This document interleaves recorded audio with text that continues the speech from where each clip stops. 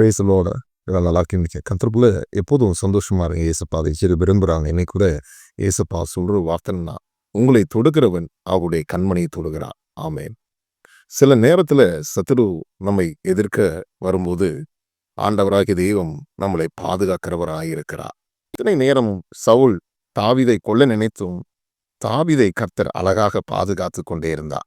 உங்கள் வாழ்க்கையில அநேக பேர் விரோதமாய் எழும்புகிறார்களோ, உங்களுக்கு விரோதமாக மந்திரங்கள் மற்ற எல்லா காரியங்கள் சூழ்ச்சிகளை செய்கிறார்களோ, ஆண்டவர் இன்றைக்கு சொல்லுகிறார், உங்களுக்கு உருவாக்கப்படுகிற எந்த ஆயுதமும் வாய்க்காதே போடும்.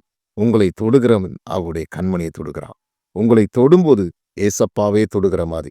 அதுதான் வசனம் சொல்லுகிறது, உன்னை தொட்டால் என்னுடைய கண்மணியை தொடுகிறான். ஆமென். சில நேரத்துல பாருங்க, நம்ம இந்த உலகத்துல பிள்ளைகளுக்கு ஏதாவது பிரச்சனை வரும்போது தகப்பன் அந்த பிள்ளைக்காக எதிர்த்து நிற்பா. இந்த பிரச்சனைக்கு முன்பாக எதிர்த்து நிற்பா. அதனால பயப்படாதீங்க.